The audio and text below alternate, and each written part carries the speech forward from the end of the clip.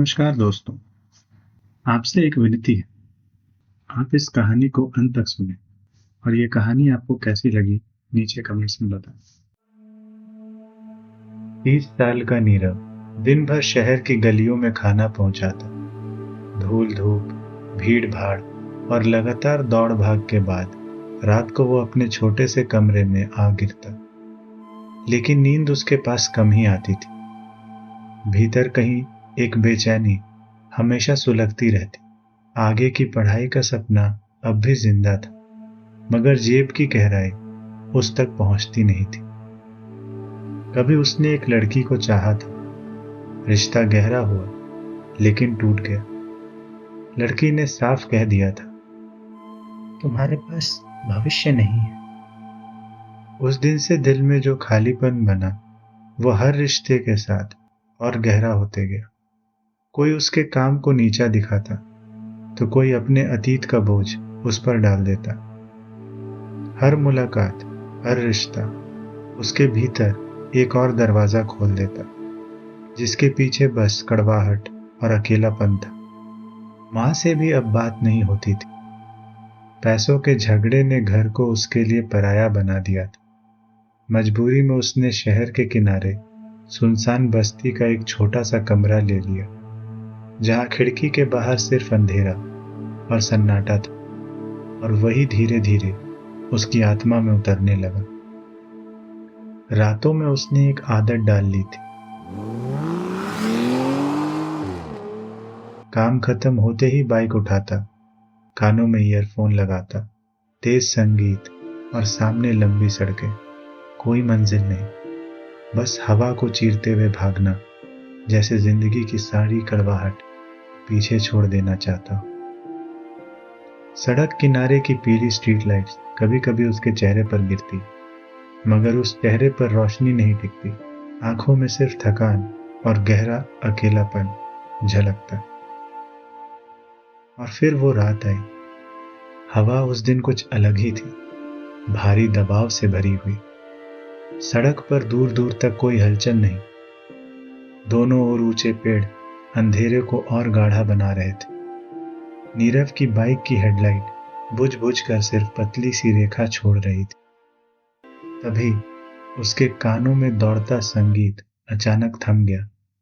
Earphone से रिसती वो खामोशी अब किसी बोझ की तरह सीधे उसके कानों पर गिर रही थी। नीरव ने बाइक किनारे रोक दी, जेब से सिगरेट निकाली और लाइटर की छोटी सी लौ ने उसके चेहरे को कुछ पल के लिए उजागर कर दिया। धुएं का पहला घुमाव हवा में घुला और फिर उसकी नजरें सीधे सामने टिक गई। वहां सड़क से थोड़ी दूर घना जंगल था, परत दर परत काली छाया में डूबा। ऐसा अंधकार जिसमें आंखें टिकते ही डूबने लगे। फिर उसने कई बार किक मारी, चाबी घुमाई, लेकिन इंजन से कोई आवाज नहीं निकली। हर असफल कोशिश के साथ माथे पर पसीने की नमी और गहरी होती गई। आखिरकार थक कर उसने बाइक को किनारे लगा दिया और जमीन पर बैठ गया। उसकी सांसें रात की खामोशी में साफ सुनाई दे रही थी और कुछ ही पलों में उसकी त्वचा सिहर उठी। गर्दन के पीछे हल्की ठंडी सांसों का एहसास हुआ, इतना नजदीक कि कमर में बिजली सा झटका उतर गया। नीरव फौरन उछलकर खड़ा हो गया। दिल तेजी से धड़क रहा था। चारों ओर हवा स्थिर थी, मगर उसके कानों में एक कंपन सा साफ गूंज रहा था। अंधेरे से आवाज निकली, धीमी, भारी, ऐसी कि शब्द समझ नहीं आते।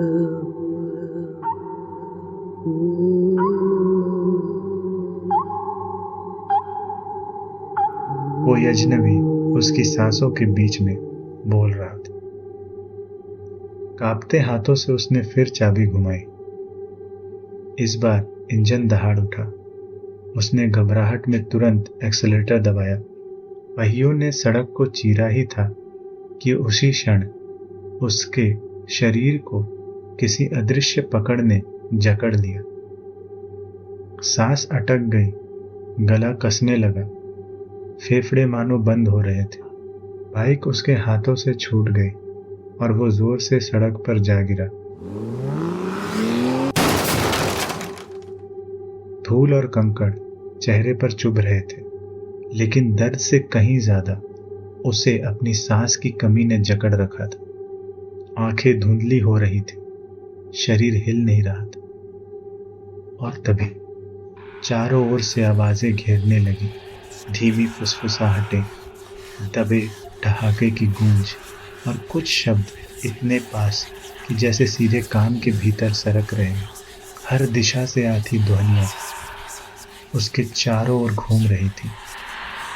अंधेरा जैसे जिंदा हो गया हो और अब उसके शरीर को निगलने चला हो। तभी उस सुनसान रास्ते पर आधी रात में एक सफेद स्कूटी धीमे धीमे आती दिखाई दी। उस पर बैठी थी माधवी, करीब 28 साल की नर्स, कंधे से बैग की पट्टी कसकर पकड़े हुए, चेहरे पर थकान और आंखों में नींद की परछाइयां साफ झलक रही थी। उस रात माधवी की ड्यूटी असामान्य रूप से लंबी खिंच गई थी। आमतौर पर वो अलग रास्ते से जाती थी, लेकिन उस रात वहां बैरिकेड लगे हुए थे और मजबूरन उसे सुनसान और अंधेरी सड़क पकड़नी पड़ी थी। तभी उसकी नजर आगे पड़ी। एक बाइक जमीन पर गिरी थी और उसके पास एक आदमी छटपटा रहा था। उसका शरीर बेतहाशा कांप रहा था, सांसें टूटी टूटी चल रही थी। उसने स्कूटी रोकी, झटपट उतरकर उसकी ओर भागी, बैग से मेडिकल किट निकाली और जल्दी से एक टैबलेट उसके होठों के बीच रख दी। कुछ ही पलों में उसकी छटपटाहट थोड़ी कम होने लगी, ढीला पड़ने लगा। माधवी ने राहत की सांस ली और फोन निकालकर अस्पताल में कॉल करने लगी। लेकिन तभी उसकी कलाई लोहे जैसी किसी पकड़ से जकड़ गई। वो चौंक कर पलटी। वो आदमी उसका हाथ कसकर पकड़े हुए था, इतनी ताकत से कि उसकी हड्डियां चटकने लगी। माधवी की नजर उसके चेहरे पर गई और उसका दिल जैसे थम गया। चेहरे पर एक विकृत छाया खिंच चुकी थी। उसकी आंखों की पुतलियां सिकुड़कर पीली आग की तरह चमक रही थी और अचानक वो पकड़ ढीली पड़ गई। पीली आंखें बुझ गई और पूरी तरह खाली सफेद में बदल गई। नीरव निर्जीव सा जमीन पर लुढ़क गया। सांस तो चल रही थी, मगर कुछ पल पहले जिस तरह से उसने गुर्राया था वो किसी भी रोगी के लक्षण नहीं थे। माधवी की नब्ज तेज हो गई थी। अस्पताल में वर्षों तक उसने अनगिनत परिस्थितियां देखी थी, लेकिन ये कुछ और था। ये चिकित्सा से बाहर की कोई चीज थी। माधवी को अचानक अपनी नानी की बात याद आ गई। वो हमेशा कहती थी, बुरी छाया से बचने के लिए काले धागे का प्रयोग करना चाहिए। हड़बड़ी में माधवी ने अपनी कलाई से काला धागा उतारा और युवक की बाह पर कसकर बांध दिया। तभी उसका कांपता हुआ शरीर थोड़ा ढीला पड़ा। माधवी ने गहरी सांस ली और पूरे जोर से उसे उठाने की कोशिश की। कई बार लड़खड़ाई, लेकिन किसी तरह उसने अपनी स्कूटी पर उसे टिकाया और धीरे धीरे घर की ओर चल पड़ी। उस सुनसान रास्ते का सन्नाटा अब और भी काला हो गया था और माधवी के मन में सिर्फ एक सवाल गूंज रहा था, क्या वो सचमुच किसी इंसान को अपने साथ ले जा रही थी या उसके साथ कुछ और भी उसके घर तक आ रहा था। घर पहुंचकर उसने नीरव को अपने बिस्तर पर लिटा दिया। खिड़की का पर्दा गिराकर वो ड्राइंग रूम के सोफे पर आकर लेट गई। थकान इतनी गहरी थी कि आंखें बंद करते ही उसका शरीर बोझिल होने लगा। लेकिन तभी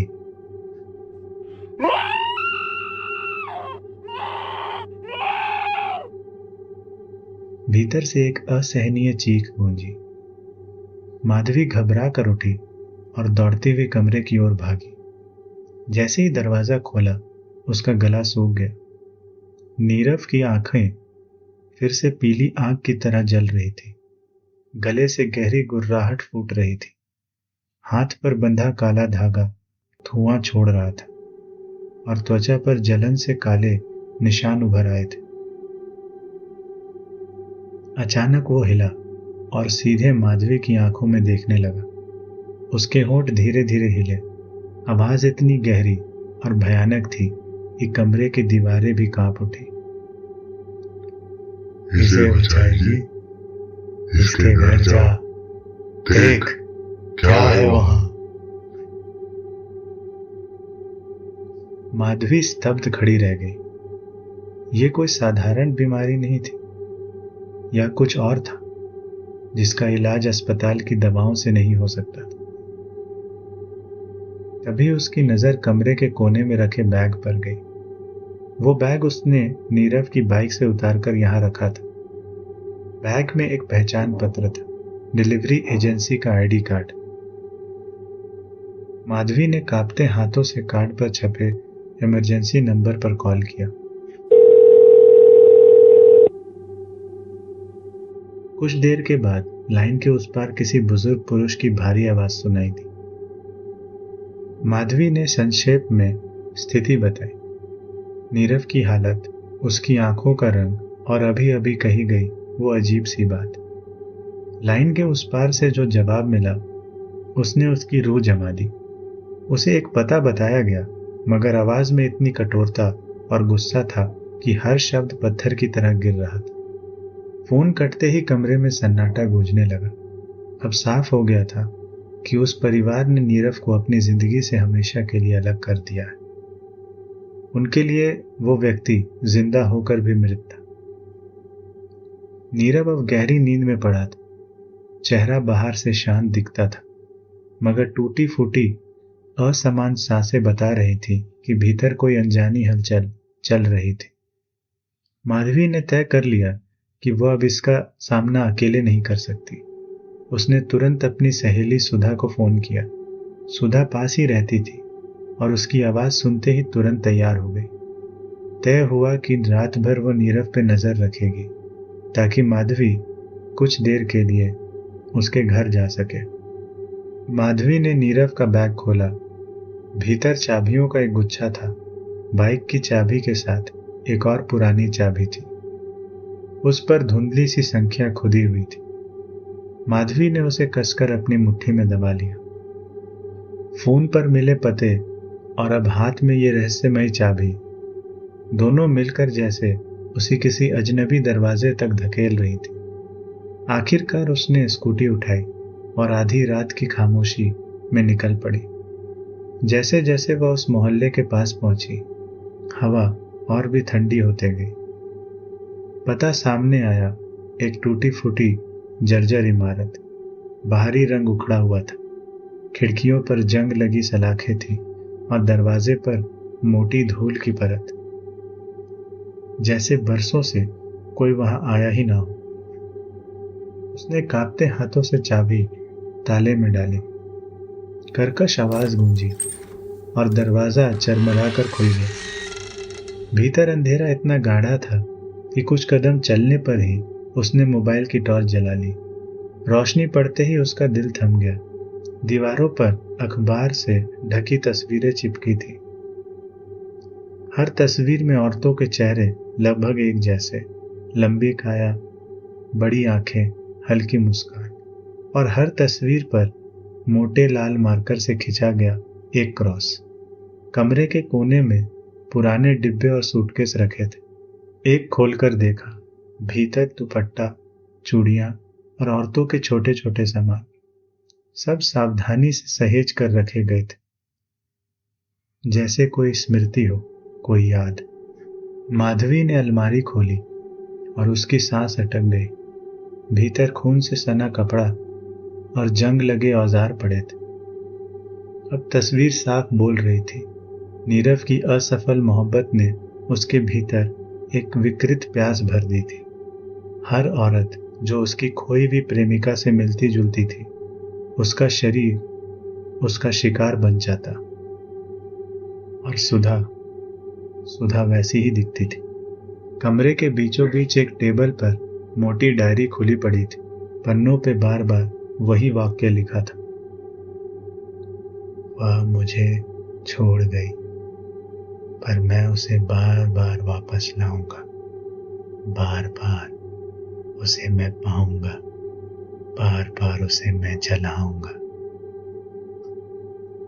माधवी ने टॉर्च की रोशनी धीरे धीरे कमरे में घुमाई। हर कोना बंद हवा की गंध से भरा हुआ था। कांपते हाथों से उसने एक और दरवाजा खोला। ये घर के पिछले हिस्से में था। अंदर एक छोटा तंग सा कमरा था। दीवारें नमी से काली पड़ चुकी थी और छत से टपकते पानी की हल्की बूंद अंधेरे में गूंज रही थी।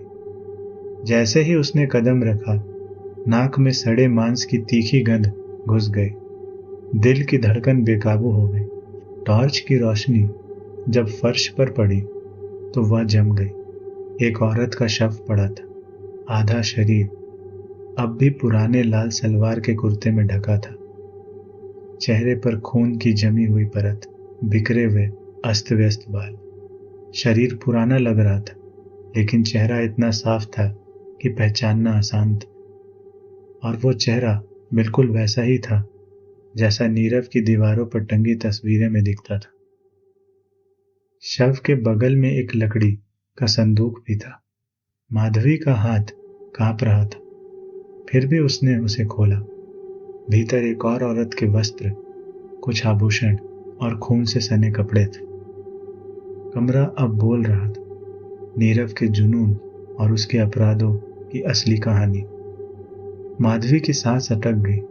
वह समझ चुकी थी कि यह घर सिर्फ यादों का कब्रिस्तान नहीं, बल्कि औरतों का वास्तविक कब्रगाह है। उसका दिल इतनी तेज धड़क रहा था कि कानों में धमक गूंज रही थी। टॉर्च कांपते हाथ से गिरते गिरते बची। उसने बिना पीछे देखे दरवाजा को धक्का दिया और बाहर भागी। बाहर की ठंडी हवा भी अब उसे असुरक्षित लग रही थी। स्कूटी तक पहुंचते ही उसने तुरंत इंजन स्टार्ट किया। उसके मन में अब सिर्फ एक ही ख्याल चल रहा, सुधा का। वो नीरव के पास अकेली थी। जिस चेहरे, जिस अंधेरे को उसने घर के भीतर देखा था, उसके बाद यह साफ था कि सुधा अब सीधे खतरे के बीच में है। हवा उसके कानों से टकरा रही थी, पर दिल में उठती घबराहट और गूंजती चीखें उस शोर में कहीं ज्यादा तेज थी। माधवी घर पहुंची तो दरवाजा आधा खुला था। अंदर से दबे हुए संघर्ष की आवाज आ रही थी। कमरे में सुधा और नीरव के बीच एक संघर्ष चल रहा था। अब वो इंसान कम एक जंगली दरिंदा बन गया था। टूटी मेज, उल्टी कुर्सियां और टूटे कांच के बीच मौत से एक जंग छिड़ी हुई थी। सुधा ने लोहे की रॉड थामी। माधवी ने रसोई से एक चाकू उठा लिया। दोनों औरतों ने मिलकर नीरव का सामना किया। गुस्से और डर ने उन्हें और मजबूत बना दिया था। एक बार, फिर दूसरा, और कुछ ही पलों में सब खामोश हो गए। नीरव का निर्जीव शरीर फर्श पर पड़ा था। कमरे में सिर्फ टूटी चीजों की खनक और दोनों की हाफती सांसें गूंज रही थी। जैसे ही नजर सामने रखे पुराने दर्पण पर गई, वहां उनका प्रतिबिंब नहीं था, बल्कि कोई और खड़ा था। पीली आंख जैसी आंखें और चौड़ी मुस्कान के साथ। और फिर वह छवि धीरे धीरे दर्पण में विलीन हो गई।